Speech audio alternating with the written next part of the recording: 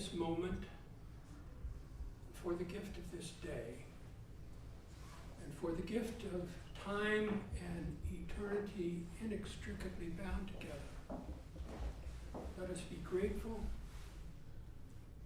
Let us be open to the Spirit within and all around us. And let us be open to that which is yet to be. Amen. So, it's good to see some newcomers. And I apologize if some of you didn't get the sermon that was used last Sunday. And I would be glad to make a copy for you if you'd like it. That's the way we started the class last Sunday, and I mentioned to the people that it was a sermon that I came across years ago, and it has always been very much in my mind for two reasons. One, I had never, and still haven't, although I did pick up one just in the past few weeks, but at that time I had never heard anyone, preachers and so forth, ever devote an entire sermon to Judas Iscariot. You know, references in a sermon, yes, but this is the entire sermon. So that really caught my attention. The other thing about it that caught my attention is that it's written in blank verse. And most preachers either write a manuscript that they use, or maybe they can preach from notes. And some, I remember Dick Leon did this, and some others, step out of the pulpit, go down amidst the people. And so whatever they have to say is very much right in their heart and in their mind, and they're not dependent on notes of that sort. When I came out of seminary and was in Oklahoma City at a church for 4 years working with young people, that church had a weekly newspaper. It was pretty ambitious, and the editor was an old newspaper editor, tough-minded, deadlines, all that kind of stuff. He wanted your manuscript from the previous Sunday's sermon ready by 2 o'clock on Monday morning. So forget notes or whatever. You had to have a manuscript or else that page. So anyway, it's kind of a way in which, it was a big church, but still it got pretty wide distribution. And so I kind of got in the habit myself of just writing. But a lot of people don't. But this sermon, The Death of Judas Iscariot, is what the title of it was. The lines in it that have always stayed with me is, on Easter, it's still true. To be the person God made you to be. The freedom you must have to make your choice, and you must stand fully free. To know or not to know, to die or not to die, or to do or not to do, to pray or not to pray, to follow or be led astray. And even God's great love for you will never violate the choice you make. That's always kind of stayed with me. God's great love will never violate the choice you make. And then the sermon goes on about make wise your choice and so forth. As I said, I know a couple of you here probably didn't get that, and if you want a copy, I can certainly do that. And so you might ask, why a course or a class on Judas? And Elaine Pagel, which we'll make reference to later, wrote at one time, ask any serious Christian about forgiveness, and you're likely to hear what Jesus taught, that we are to forgive one another, not once or twice, but countless times, and that God only forgives us to the extent that we forgive one another. Yet later, Christians made one famous exception: Judas Iscariot. For thousands of years, Christians have pictured Judas as unforgivable, the incarnation of evil, motivated by greed and inspired by Satan, the betrayer whom Dante placed in the lowest circle of hell. And there was only one Christian teacher years and years, centuries ago, that suggested that Judas could be redeemed and forgiven. And he was an Egyptian teacher named Origen, and a brilliant individual, but because he taught this, the church decided he was a heretic. And eventually he was tortured and killed. Today we look upon him and his contributions as unusual gifts and so forth. So, a class on Judas Iscariot. And today, last week we focused on that sermon and asked, well, maybe I'll ask now. And some of you had copies to read over the week. Any reactions that you want to have that didn't come to you last week, or maybe from reading that? Any? Yes. I was struck by the fact, by reading it, that Judas himself is talking part of the time. Yes. Uh-huh. And I didn't quite pick that up. Yeah, that is, yeah. And my antiphonal voice, Janet, last week is the one who Karen interrupts and so forth. Yes, it is.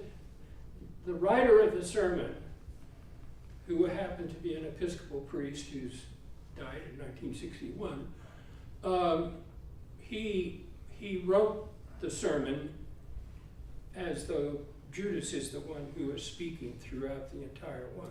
It's a very, so again, any other reactions? Well, again, if you want a copy, see me after class, and I'll be glad to see to it that you get a copy.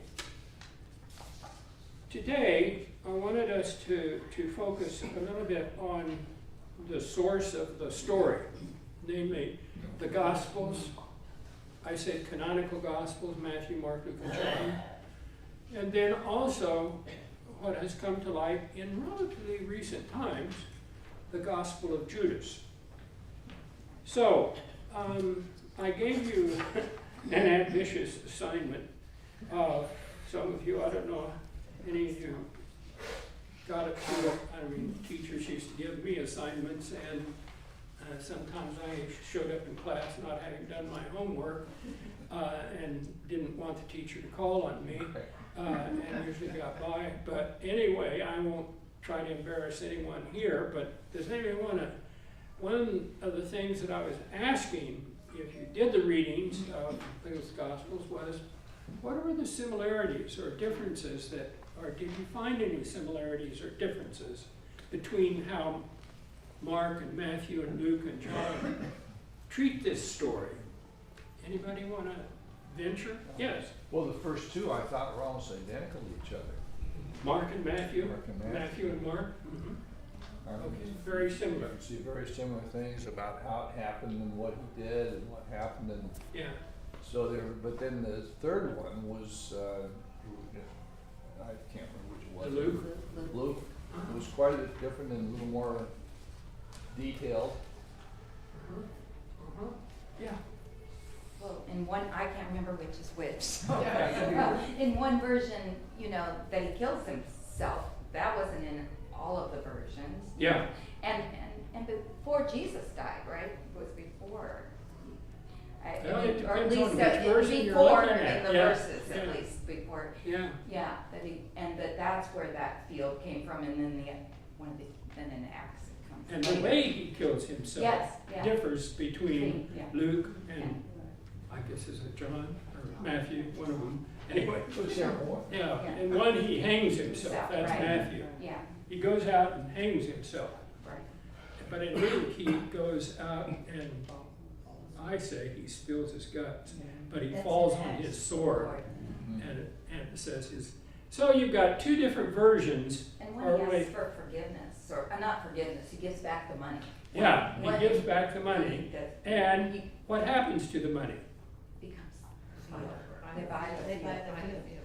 What? they buy the field. It's on the ground. Well, there's two different stories. In one, the people, the priests and so forth, that he throws the money at, according to Luke, I think it is, take the money and go out and buy this field, which is supposedly outside of Jerusalem just a little bit. And it becomes known as the field of blood, where, you know, people outside the circle, that's where they get buried. So it's not a very respectful place. But in John's gospel, it says, no, Judas took the money and went out and bought the field and then spilled his guts out there. So it's called the field of blood. Okay? But John fleshes out the narrative in a way that's a little bit different than the other three with his detail. You can visualize best, I think, with John, at least I can, Yeah. as to what is happening because of what is said and the fact that he uses quotation marks and the Christ answers here. They said, "Who are you looking for?" Jesus of Nazareth. The answer, "I have told you that I am he." Yes. Yeah. Right. So that's another major difference between John and the other gospel writers, because the other gospel writers say, that Judas identifies Jesus by the kiss, and he has arranged this betrayal with the chief priests and scribes, and there's a money exchange, 30 pieces of silver. But by the time you get to John's gospel, that isn't the way the story is told. It's said, no, the crowd shows up, and Jesus says, "Who are you looking for?" So Judas is not right in front at that point. So there's the difference. So the question is, why couldn't they get the story straight? Yes. And my question is, what do the Bible literalists do with the differences? Well, since I am not one and never have been one, I'm not prepared to answer that question. But there are some aspects that don't come to light. First of all, what was going on? Well, first of all, about when do you think Mark's gospel, which we think is the earliest gospel, when was that written? Anybody want to venture a guess? At least a generation later, 60 AD. Okay? Mark is considered to be the earliest of the gospel writers. Why in our canon it goes Matthew, Mark, Luke, and John? Don't ask me. Somebody, Irenaeus or somebody, decided that. So if you were putting them in the order of when they came into being, it would be Mark, 60 years after, Matthew, about 70 years after, Luke, maybe 90 years after, John, up to as much as 100 to 110 years after. So, the point is, and this is pretty clearly documented, the point is, this story was being passed around, and it wasn't like Amazon, and you could pick up and say, "I'd like the copies of Mark," and they'd send them to you by mail. No, that wasn't what we had. We had scrolls. They were fragile. They were precious. Not everybody could read them. And so what was going on in the communities of faith, or the communities of those who said, "We are following Jesus," that's what they were about. They weren't about defining the Trinity or arguing over the virgin birth or something like that. They were sincere people who said, "We are following Jesus." And there would be someone probably who had paid more attention or whatever it was. They hadn't gone to seminary yet. But anyway, they would tell the story over and over again. That was the way that, and what else had gone on between the time of the resurrection and Mark's gospel coming into being? What was going on around Jerusalem? The temple. Well, yeah, the temple got destroyed. It was one of the times in which the whole city got destroyed. It was the height of the Roman-Jewish wars. And it was one of Jerusalem was destroyed over and over again. But the other time that we know most about is at the time of the exile, when they will go into Babylon, many of the people, the Jewish community. But what I'm trying to help you comprehend here is that it wasn't a settled time in the life of Jerusalem. And so if you were a follower of Jesus, if you were Jewish, you were in a dangerous place. And you were recently there. And did you happen to go to that place where the Jews who were resisting ended up until finally the Romans overwhelmed them? Do you know what I'm talking about? It's called Masada. Masada. Yes. And it's a high, lifted up place. And the Jews who were resisting Rome, that was their final place.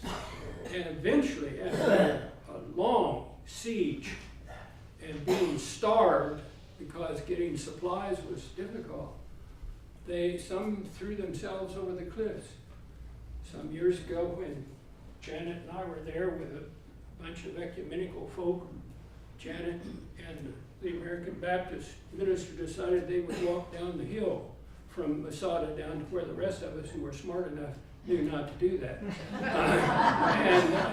It was, as I recall, a very hot day and a rather long walk.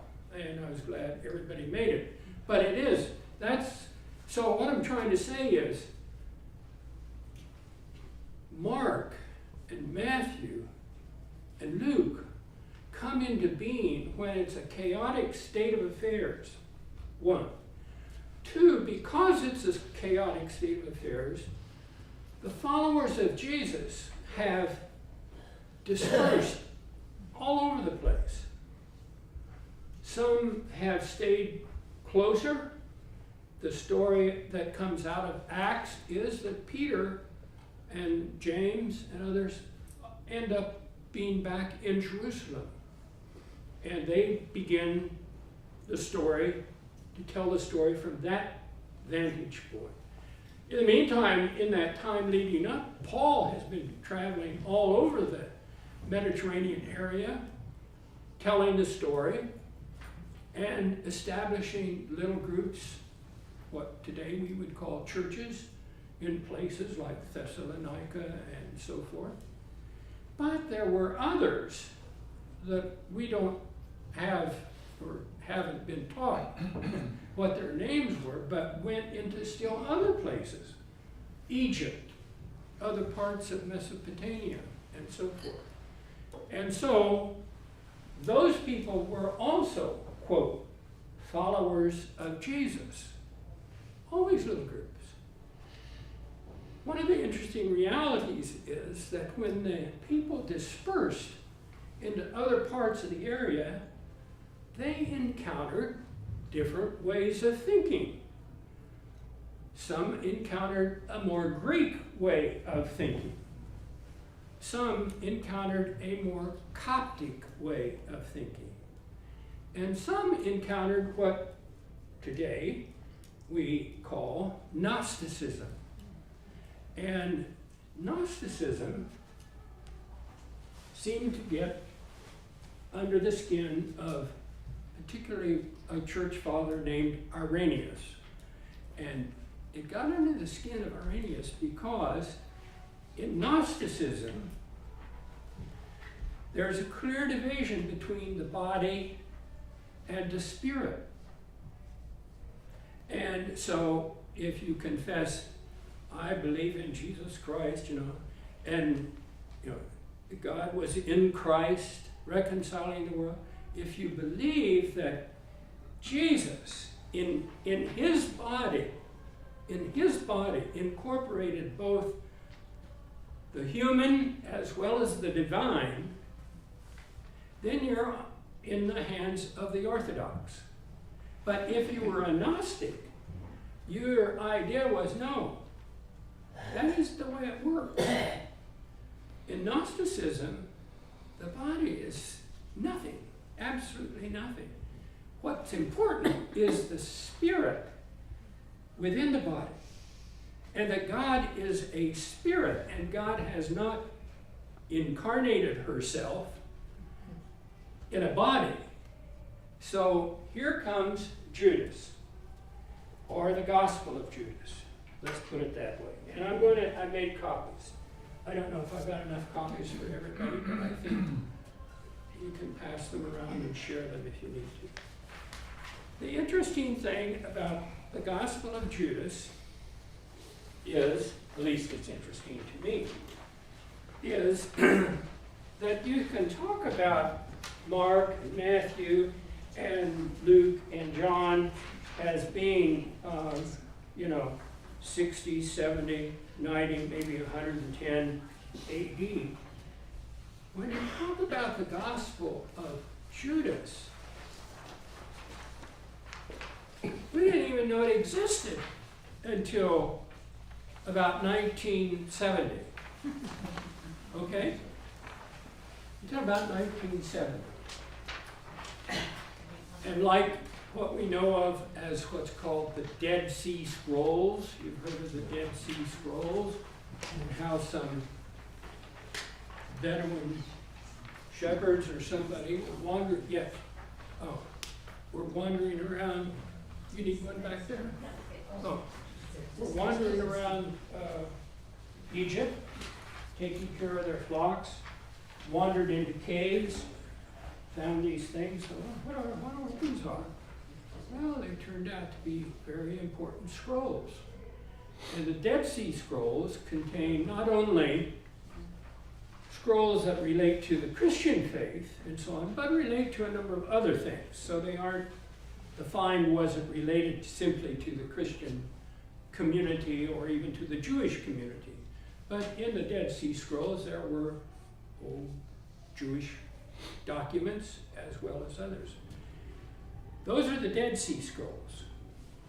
Then later, another wandering, not Aramean, but shepherd, finds another in another cave.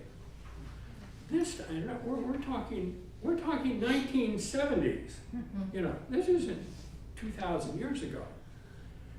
This time, this person probably had a bit of an entrepreneur in him. He said, I wonder how much these are worth. And so he begins trying to peddle them, trying to sell them, to get the most he can for them.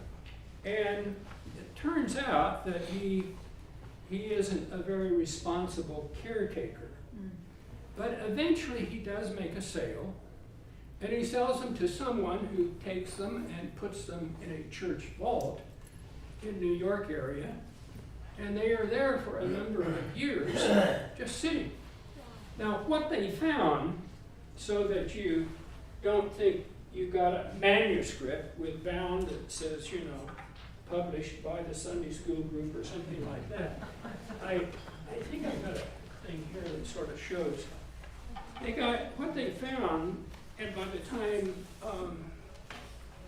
it got into responsible hands, it was a mess. I mean,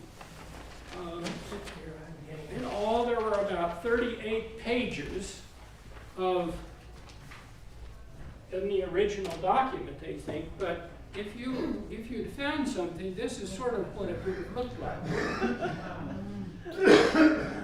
Janet and I, just this past week, and this just shows you that we do stupid things. We put together a 2,000-piece puzzle. Wonderful, bigger than our dining room table.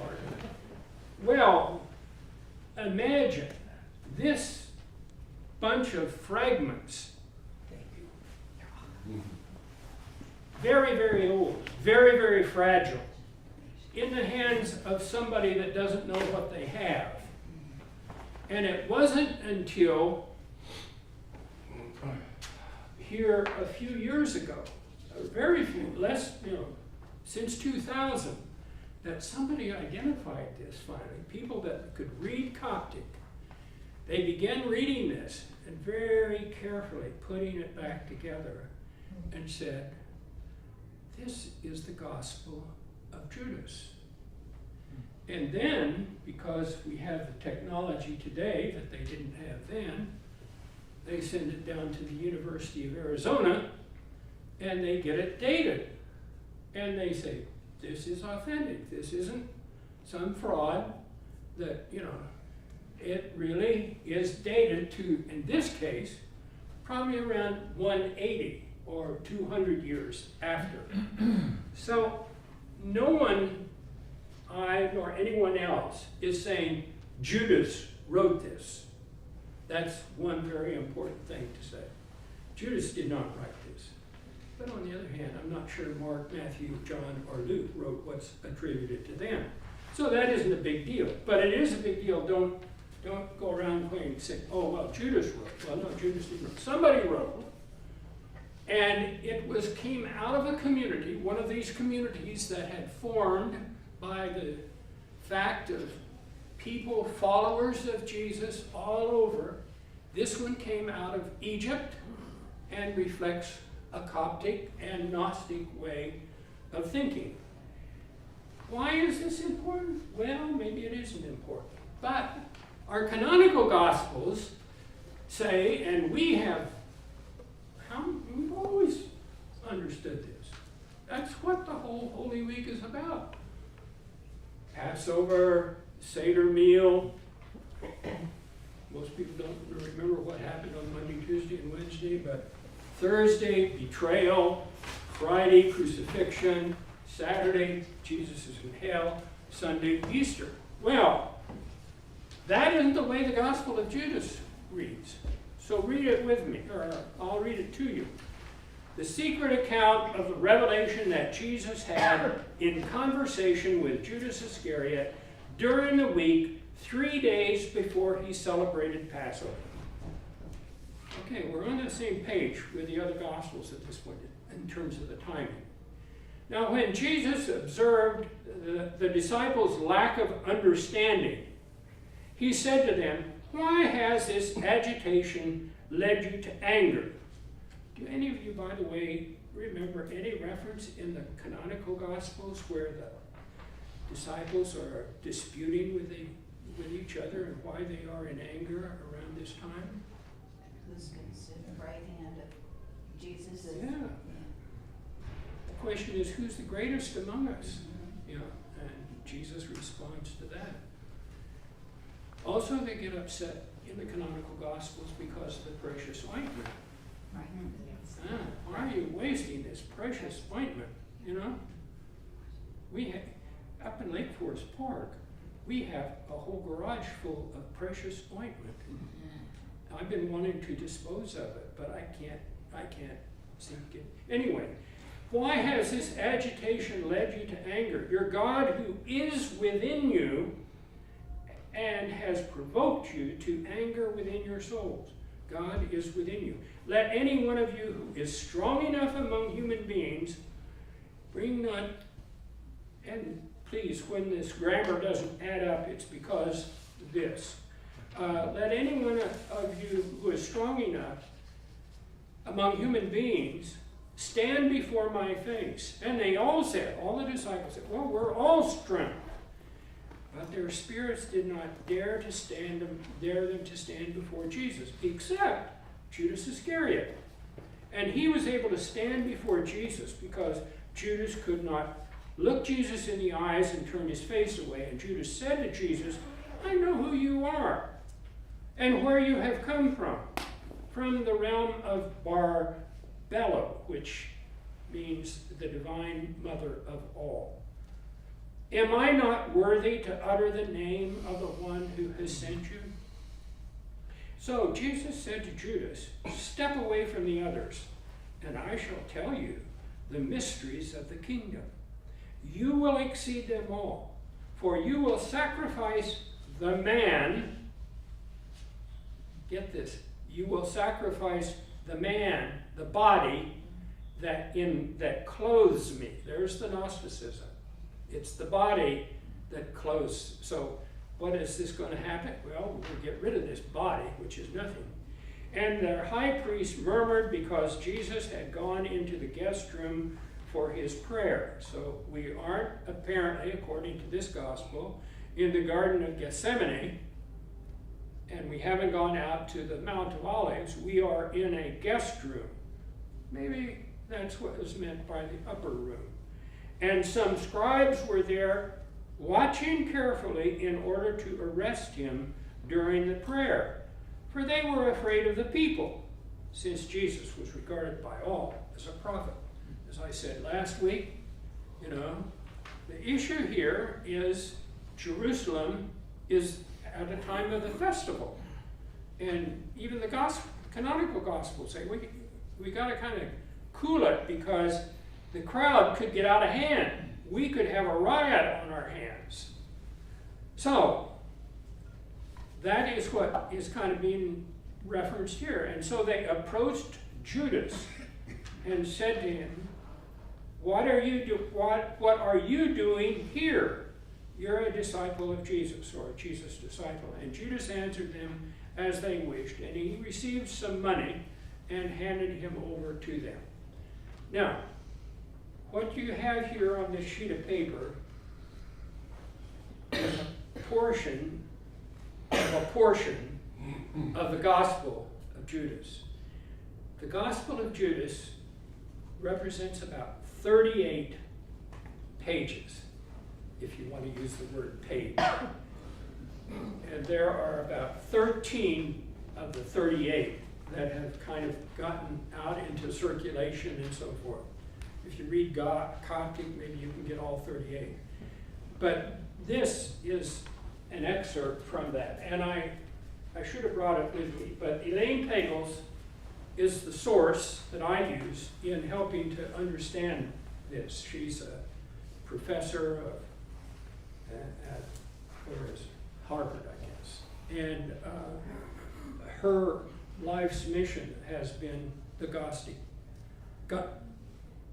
Gnosticism and the Gnostic Gospels and so on. She's published about that and so forth. So what I'm wanting to do here today is, one, give you some understanding that there are differences in the telling of the story, even in the canonical Gospels.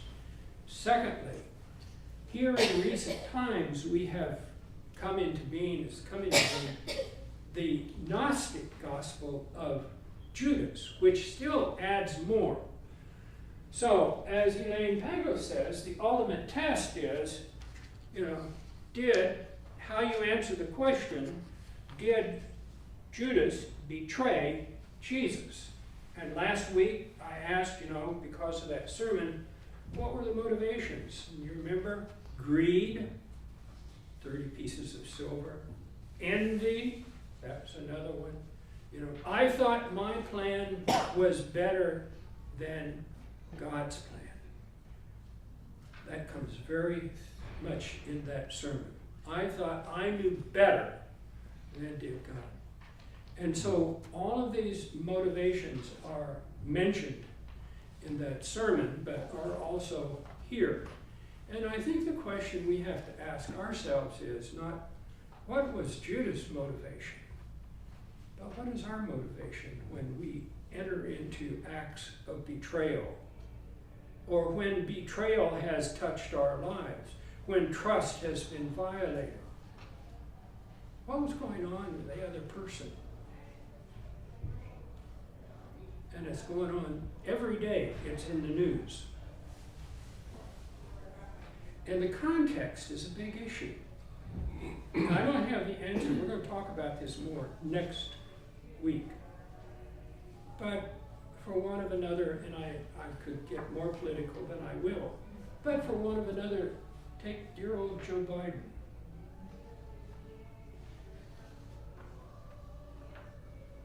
As some of you, I'm sure, heard, as I did this week, and when I heard it, I thought, yeah, that's right. He comes out of an era when the phrase, let's get out and press the flesh. Let's get close to the people. Get out there and shake a few hands. Give a few hugs. And all of a sudden, no, you don't do that. I remember when passing the peace was introduced at Evanston First. This is 40 years ago. And in addition to passing the peace, it was okay to shake hands. If you were really free, you could give somebody a hug. Well, I remember some people, number one, they didn't want to get up and wander around. I mean, what is this? Is wandering around in the midst of worship. We're here to be solemn, to be quiet, and to do what we're supposed to do. We don't get up and wander around. And we certainly don't go around, oh, hi, how are you today? Penelope, have a good, no, you don't do that. And you sure as hell don't give somebody a hug. I mean, particularly somebody you don't know, you know? And what do they think? Oh, gee, this is a beautiful person over here. I'll go give her a hug. Well, maybe that isn't quite proper. So I'm coming back to the issue context. Context is a big issue in the issue of betrayal, broken trust. And as I said, it's happened over and over and over again. Clergy have had their share, and the Catholic Church has taken it over and over and over again.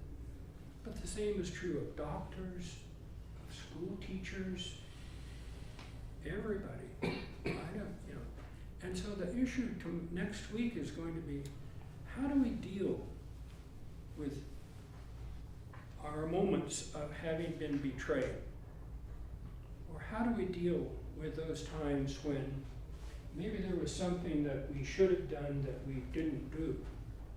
Or maybe we did something that we shouldn't have done. Or maybe we said something that we should not have said. And I've been on the end of that so many times.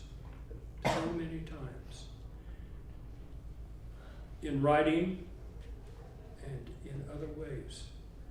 And particularly, it comes out whenever you are in a context where, as a white privileged person, I'm dealing with my Native American brothers and sisters, or my African American brothers and sisters, or the people from Asia, and I look at them and I say, China, Korea, Japan, Vietnam. Do I dare make an assumption? No. I'm not sophisticated enough yet to make those distinctions. And sometimes it could be very improper and insulting to make the wrong judgment. So that's what we're going to be dealing with next week, and I think we have reached almost the time to say next week. Any questions, any comments?